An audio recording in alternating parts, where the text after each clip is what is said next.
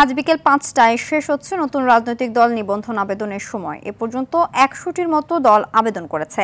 এর আগে জাতীয় নাগরিক পার্টি সহ বেশ কিছু দলের আবেদনের পরিপ্রেক্ষিতে ১.৫ মাসের মতো সময় বৃদ্ধি করে ইসি। এনসিপি সহ কয়েকটি দল আজ আবেদন করার কথা রয়েছে। দল নিবন্ধন আইন অনুযায়ী একটি কেন্দ্রীয় কমিটি ১/৩ জেলা ও ১০০টি উপজেলা কমিটি থাকতে হয়।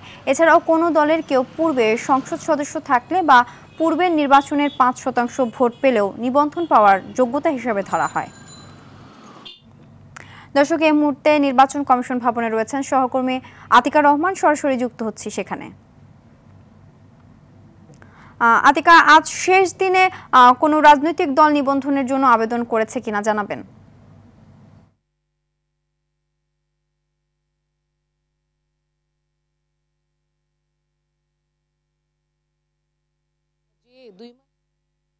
রাজনৈতিক দল নিবন্ধনের আবেদনের সময়সীমা শেষ হয়েছিল, কিন্তু অনেক রাজনৈতিক দল তারা সময়ের মধ্যে আবেদন করতে পারেনি এবং রাজনৈতিক দল নিবন্ধনের যে নির্বাচন কমিশন থেকে যে শর্তগুলো আছে সেই শর্তগুলো পূরণ না করায় আসলে ২ মাস সময় বৃদ্ধি করা হয়েছিল এবং এই ২ মাসের আজকে শেষ দিন।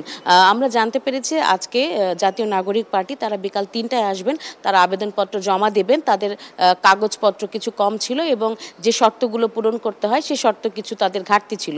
সে সমস্ত কিছু নিয়েই কিন্তু আজকে তারা দল নিবন্ধনের জন্য আবেদন করবেন এবং প্রধান নির্বাচন কমিশনের সঙ্গে সাক্ষাৎ করবেন। এবং সকাল থেকে আমরা দেখেছি যে আরও ৪টি রাজনৈতিক দল নিবন্ধনের আবেদন করেছেন এবং বিকালের দিকে হয়তো আরও ২-১টি দল রাজনৈতিক দলের নিবন্ধনের জন্য আবেদন করবেন এবং আমরা দেখছি ৪টির মধ্যে ৩টি ইসলামী সমমনা দল তারা আবেদন করেছেন এবং আজকে এই ৫টার সময়সীমা শেষ হবে।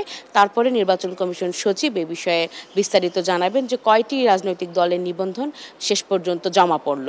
একই সঙ্গে বিএনপির যে প্রতিনিধি দল প্রধান নির্বাচন কমিশনারের সঙ্গে সাক্ষাৎ করে গেছেন, গত ৩টি নির্বাচনে অনিয়মের অভিযোগে যে অভিযোগ এনে বিএনপি যে অভিযোগ করে গেছেন সেই বিষয়েও সচিব হয়তোবা আনুষ্ঠানিক বক্তব্য আমাদেরকে জানাবেন। এই ছিল আমার কাছে নির্বাচন কমিশন থেকে সবশেষ খবর। ধন্যবাদ।